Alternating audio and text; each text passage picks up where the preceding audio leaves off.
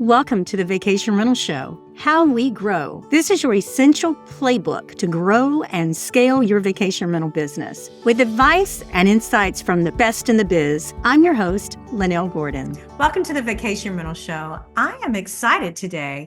We have John on in the studio, and John is, I'm going to dumb it down a little bit because John is a tech guru. He knows a lot about technologies in the industry. He's worked with over 15 property management systems personally himself that he's installed for his own property management company, which I was really impressed with. But he's a lot more than that. He's a brilliant guy with a huge Ivy League background from Harvard. He's also been an adjunct professor at Cornell, at Harvard, and other places. He's a really smart guy. So, guys, I wanted to bring him on today. And John, thank you for coming. Thanks, Lynell. It's great to be on your show, and I'm really looking forward to the conversation. Me too. Tell me a little bit about technology fragmentation and why it exists in our industry. I can share kind of, my thought on why it exists. Part of it is the short-term rental industry is very highly entrepreneurial, right? Everyone kind of built their own businesses.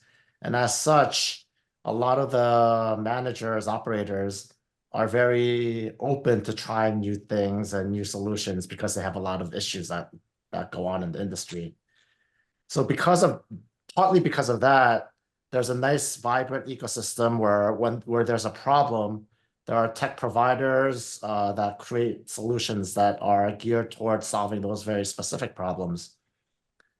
So that's a great ecosystem to live in because there's a lot of innovation that happens.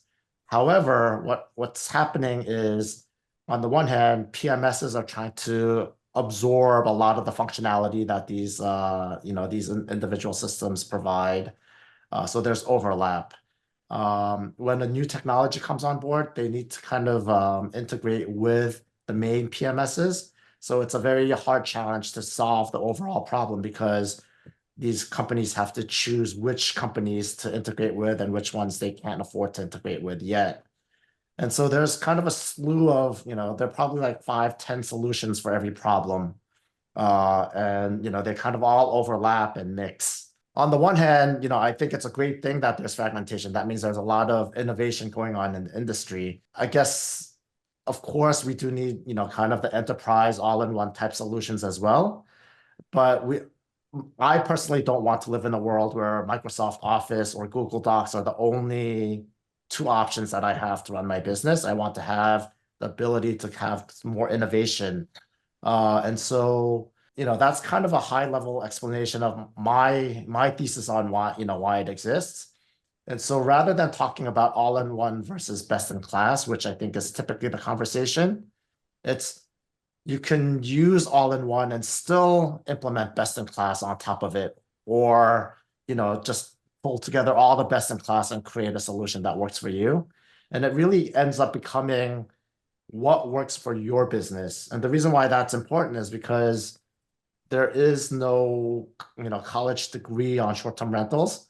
So everyone built their businesses just the way they built their business. So what might make a ton of sense for you and how you operate your business is going to be completely antithetical to the way I operate my business. So there's no way that one tech provider can anticipate all the different permutations of how people operate their businesses. How do you choose which solution is best for you? One of my pet peeves, to be quite frank, in this industry is that we don't utilize, as property managers, all of the technology that we purchase. We purchase this technology and then we either don't implement it or it's so massive that we can't put everything in place at one time. And then we just go and we kind of hobble by until we have a problem that has to have a solution. And then we go, what do I do now? Mm-hmm. So how do you do that? How do you implement those pieces that you need that you already have and pay for? Even if you have a solution that has that feature set, it may or may not be the right implementation of that solution for you. So that's where an all-in-one might have the feature, check off, but it actually might not be the right solution for you. So I think So I've developed a way to kind of, how do you select the right tech, right? And Mm-hmm. so, and PMS becomes like that first choice. So really, the way I suggest people to evaluate their tech, tech choice, especially the PMS, first, it's not to go and ask 10 of your best friends or 10 of your mentors and ask them what they use and just, whatever more people tend to be using that, you know, the popularity contest is not the way to choose technology. Okay, I'm The- shocked. That's really interesting, but I love it. Tell me why. Well, again, it's because one might work for their business and it might not work for yours. So the filtering process that we recommend is, first and foremost, identify the key channels that you need to be on. So this is for the PMS, right? So obviously there's Airbnb, VRBO, Expedia, Booking.com. But if you have some niche channels that you really want or need to be on, those channels should be like very tightly integrated with the PMS that you are selecting. Because as great as channel managers are, those connections tend not to be as robust as the ones that are fully developed within the PMS itself. So if there's a channel that you really like, that's a core part of your business, your PMS really should be connected directly to that channel. So that's the first filter. 100% agree, guys. I hope you heard this. This is really important. First of all, if you use channel management, because not everybody does, but if you're using channel management to make money, make sure that your PMS is integrated. That's what he just said, right? Yeah. So yeah, Foremost. Yeah. it has to be, your core channels have to be like directly integrated into your PMS and not hobble that together with a separate channel manager, because it's never going to be as robust, as at least that's the experience that I've seen. And that's money out the door. That's literally money down the drain if you don't do that, guys, because number one, your pricing is hugely important that it works properly, right, John? Right. Exactly. And if you're Exactly. not priced properly on those channels, you lose money. And the thing about those channels, just to break, because it's a very important part. I was speaking with somebody last month about this. If you don't price your channels properly for each specific channel, you will lose money because they charge you different things and you have to make a profit margin on each one for whatever that profit margin you want. So Exactly. integrate with your PMS, guys, your channel management. Yep. What next do you stack on that, John? Right. So that's the first filter, and that should eliminate some of the options that you're looking at, Sure. as long as you're not just looking for the basic, the big three or four. The next is really identify what are the 3 to 4 key features and functionality that are really important to your business, right? So it can be, trust accounting. It could be, I need a fully mobile app so that any one of my team members can operate wherever they are. It's going to be different for everyone, right? But really, really focus down to the key 3 or 4 features, functionality that are really important to you and your business, and then assess your PMS options across just those features. And don't follow that shiny object where they say, oh, we have this feature, that feature, that feature. Really assess it on the ones that you really need and make sure that it's fully implemented right now, not in Q2, not in Q3, but it's actually implemented. I love that. Please, please, please. Here's something else, guys. Did you hear that? And the reason it's so important is because I have several clients right now who implemented PMSs based on promises, based on promised features for the future. And they never, ever, they have, and it's been 4 years and it still Yeah, hasn't come to pass.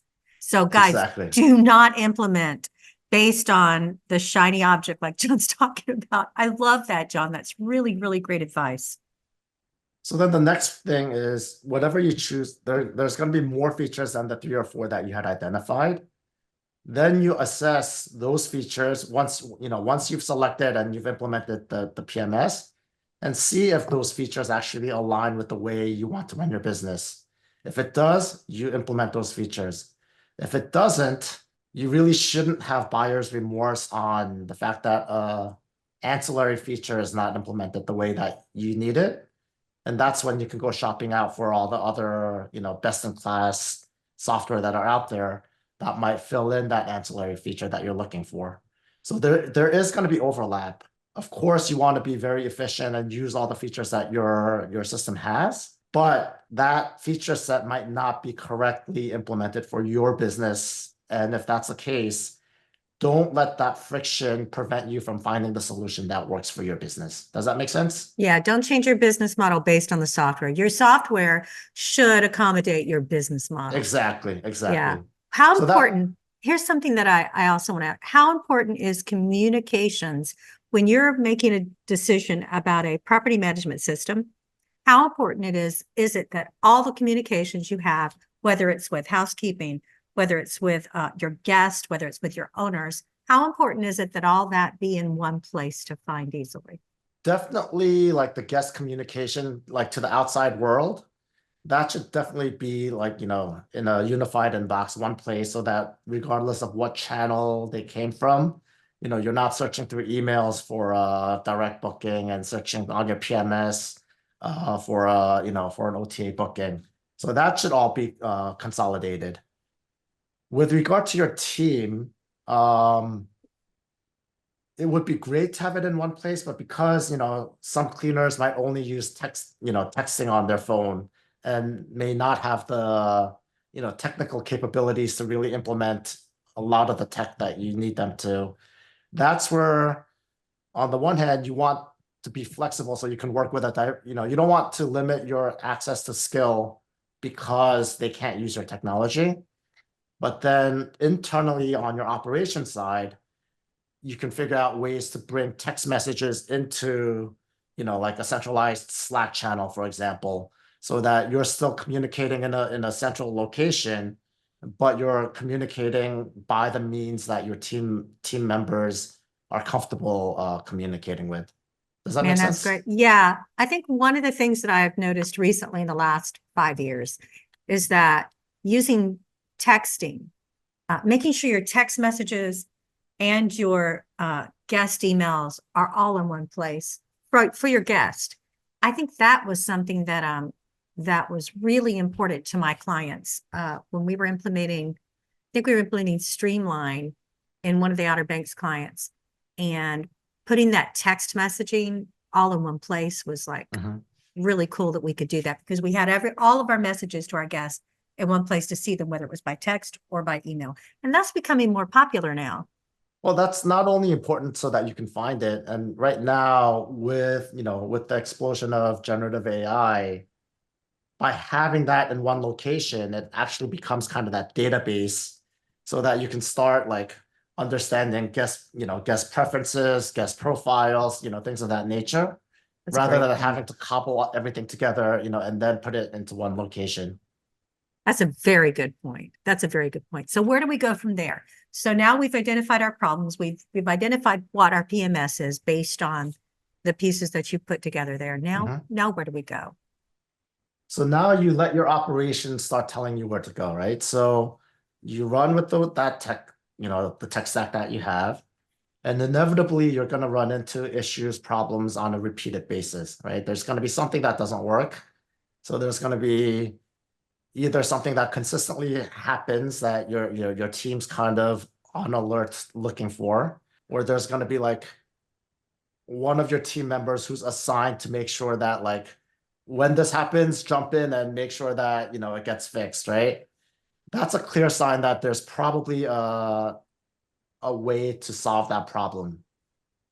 That's when you identify, okay, this is my urgent problem that's a friction in my operations. And that's when you either look internally to the PMS that you already have and see if it can solve it, or you look externally for a best-in-class solution that can solve that problem, or a hybrid of the two, right? That Right. best-in-class might work, but it's not yet integrated with your PMS. So how do you make those things talk to each other, right? So I'm a big fan of not trying to anticipate every problem that you're going to run into, but as you're operating, you'll actually like it'll show you, your operations will show you where your problems are, where your friction points are. And that's how you start. Every time my motto is, if you run into the same problem more than 2 times, then it's probably a sign that there's something wrong with the process, and there's probably a solution that either will eliminate it or reduce the likelihood of it happening. And that's kind of how you start picking out your tech stack. That's my suggestion. I'm I not really saying like that. No. It's a really good advice because I think that rather than chasing down what problems I could possibly have, dealing with the problems as they come is not a bad idea. because there's so many moving parts in a short-term rental business, Oh yeah. but most of those parts are very predictable, right? It's that combination, and so you don't know which part's going to break for your business versus somebody else's business, and that's why I say, you know, your business will tell you where your problems are, and if you're proactive about fixing those problems that you're seeing, then you're continually improving the operation of your business. Ready to rock your business? Join us at this year's Streamline Summit Rhythm in sunny Scottsdale, Arizona. This September 4th through the 6th, dive into an electrifying 3-day event filled with industry insights, networking, and hands-on training. From visionary speakers to the latest vacation rental tech trends, the Streamline Summit is your backstage pass to property management stardom. Kick off with our legendary opening party, take a swing at our charity golf tournament benefiting the Children's Cancer Network, and end on a high note with a closing bash you won't forget. You'll learn from industry rock stars like keynote speaker Amber Erickson Hurdle, a hospitality veteran and top 30 branding professional known for her high energy talks on personal and business branding. And don't miss featured speaker Galen Emanuel, a world-class improviser and international speaker transforming team dynamics with clients like Microsoft and NASA. Get your groove on with fellow professionals and amplify your success. Don't miss a beat. Visit streamlinesummit.com and snag your ticket today. So I love that. I love that we're talking about business operation improvement. I usually talk about revenue, increasing revenue with tech. That's something that that is That's really also something what I love doing. yeah, that's a shiny object I like to chase, that's for sure. So tell me, what do you think, where do you think people leave most of their money on the table in tech? Is it by not using technology? Is it by not using all of the technology that they already have in their tech stack? Or is it by not chasing after technology that allows them to make money easier or more revenue? Because you're big on revenue management. Talk to me about this. Yeah, so the answer to your question, I don't think it's one size fits all. I think there's some folks who aren't leveraging all the technology that they have available to them. And then there are some folks who refuse or don't want to implement technology that can really help. So on the direct revenue management side, there are dedicated revenue or dynamic pricing systems out there, whether it be Price Labs, Realhouse, RevMax. And I do hear often, some operators saying, I know my market better than any algorithm or any computer can tell me. And I agree, you know your market, but then that with the knowledge and the data provided by, these technologies can really, really help supercharge it. So I'm sure most of your listeners already have implemented some sort of dynamic pricing technology tool.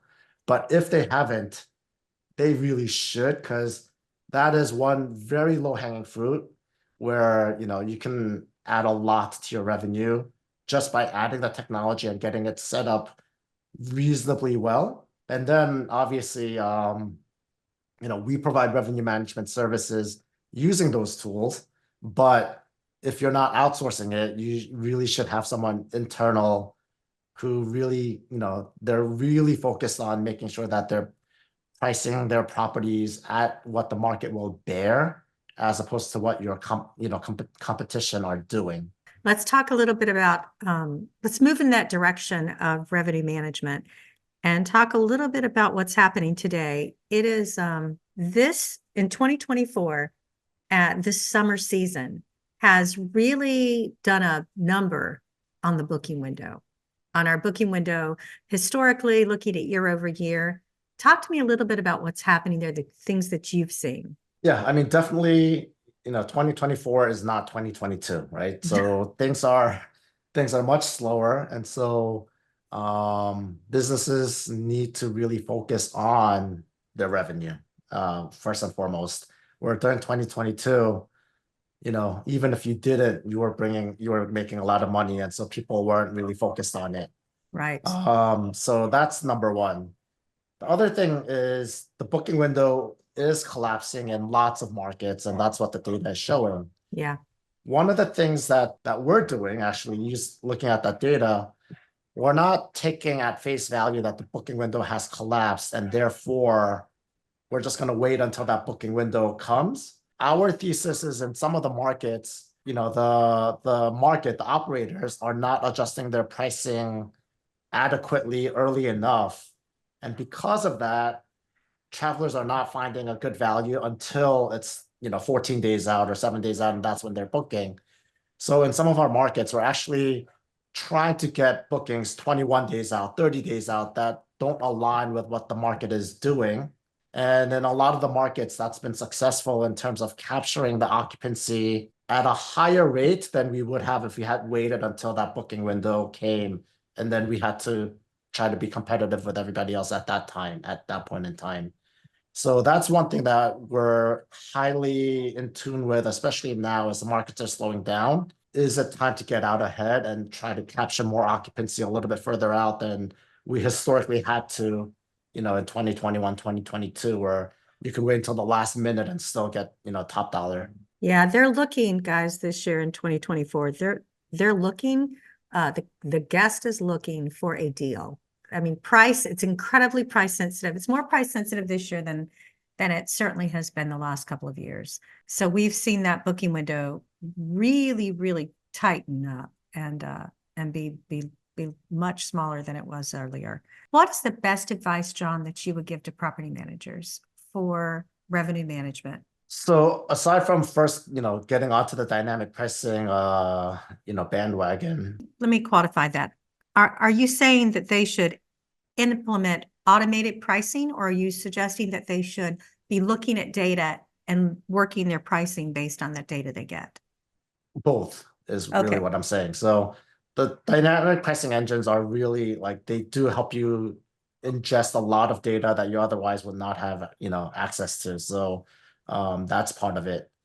But the other part is it's aside from everything else, it really is the consistency of making adjustments, based on your experience, based on what you're seeing in the market, seeing, what change, what happens, the results of it, and on a consistent basis, having that feedback loop and making adjustments based on what that feedback loop is telling you. So it's kind of like driving, right? It's like eyes on the road, hands on the wheel, and making small little adjustments along the way, as opposed to, turning on a dynamic pricing engine, letting it go on its own for, weeks or months at a time, and then going in and saying, oh, what's going on? And then making drastic changes.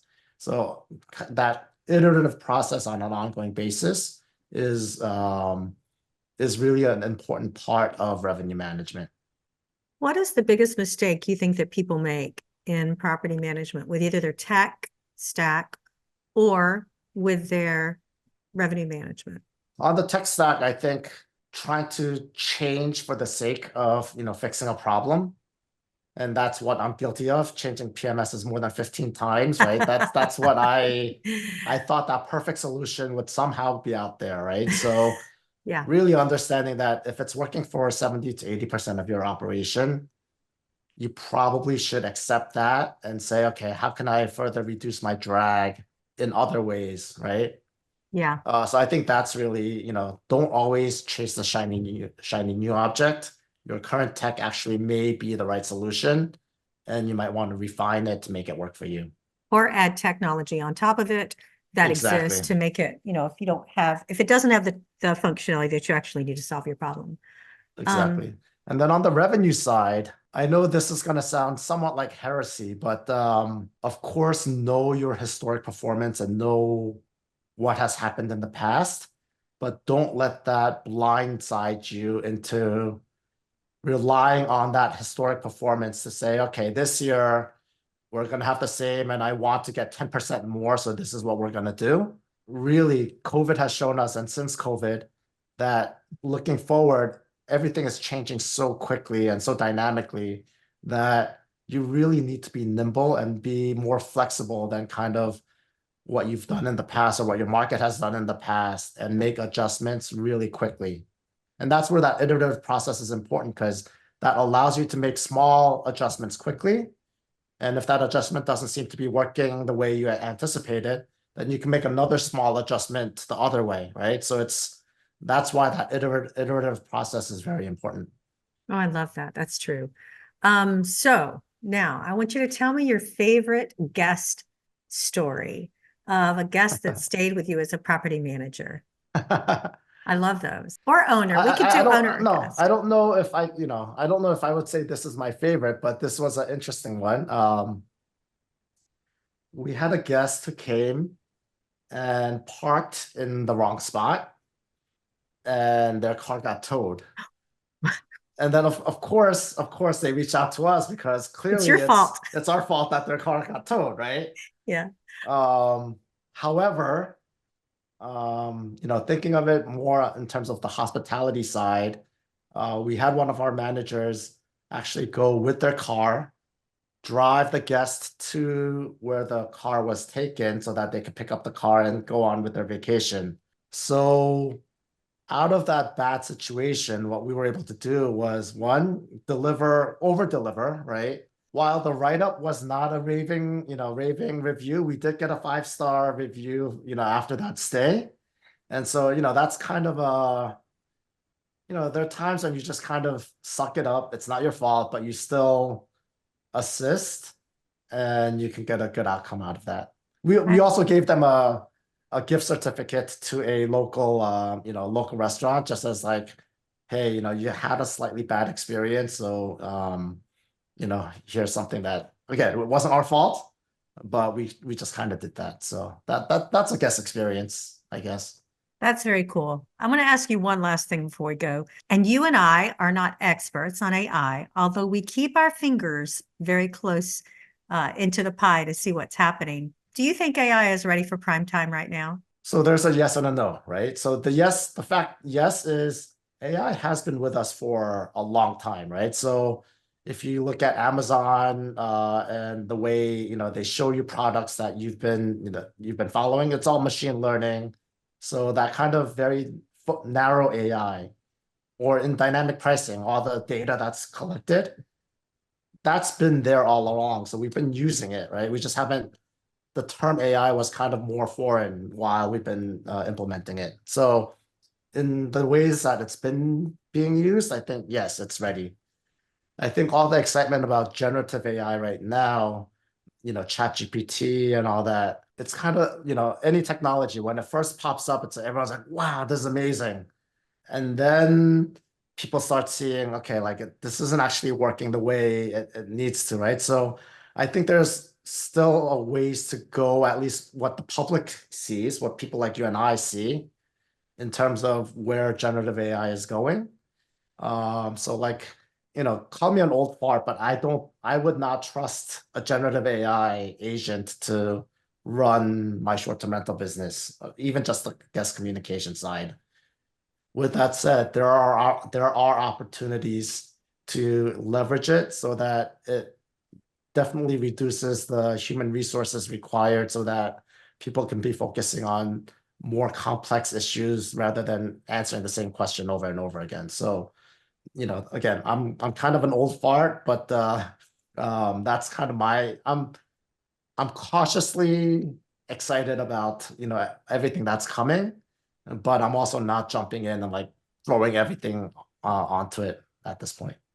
I'm really excited about where we're going with the website piece of it, where it's gathering all the data from the visitors that are coming and serving up different content to them based on what they're doing, similar to what you just talked about with Amazon and what it's been doing. Yep. So Yep. I'm really, really excited about what that can do for a website if it's implemented properly, but I don't think we're there yet either. So I don't quite think it's ready for prime time. I think those algorithms that we've been using, like you're talking about, before generative AI, I think that's great. But I'm excited to see next year where we are with it. Yeah, it's it's developing so quickly, and It is. I'm sure what I'm saying right now, all the solutions are already out there, just not available to general public. So yeah, it's like the rate of advancement is just like mind-boggling. So if people want to get in touch with you to talk about their tech stack, John, what's the best way for them to get in touch with you? So I'm fairly active on LinkedIn, so they can find me on LinkedIn, John on TechTape or something like that, and you should be able to find me.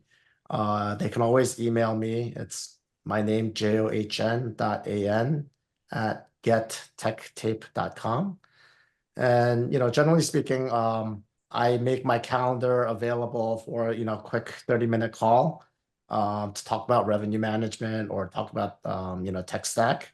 And so happy to have those conversations.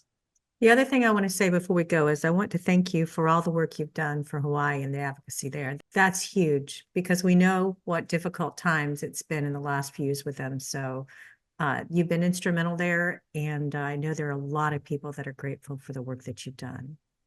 Well, there have been times when I spent more time on the advocacy than on my businesses. I'm sure. But we have a great crew now out in, local residents who are taking up the challenge. And so we have a statewide organization now. And with some recent bills that's passed, we're looking to see how we can be effective in advocating for our industry. So well, I'm sure there are a lot of people that would like to follow that and be able to do the same thing that you've done there in Hawaii. Well, thanks again for coming. Is there anything else you want to tell everybody before we go? Well, first of all, thank you for having me. This was a great conversation, had a lot of fun. I know things are slowing down. So people think, some people think that the short-term rental industry is collapsing. I am very gung-ho about the industry, and it's actually maturing and professionalizing. And so I'm in it for the long haul, and I hope a lot of the other folks stay that way as well. Yeah, don't get discouraged, guys. Next year will be interesting to see what happens. Exactly. So thanks again, and guys, we'll see you next time.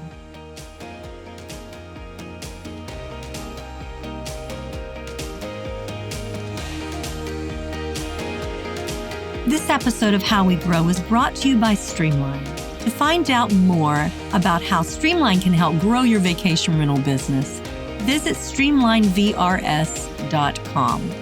Make sure to search for How We Grow in Apple Podcasts, Spotify, and Google Podcasts, or anywhere else podcasts are found, and hit subscribe so you never miss an episode. On behalf of the team here at Inhabit, thanks for listening.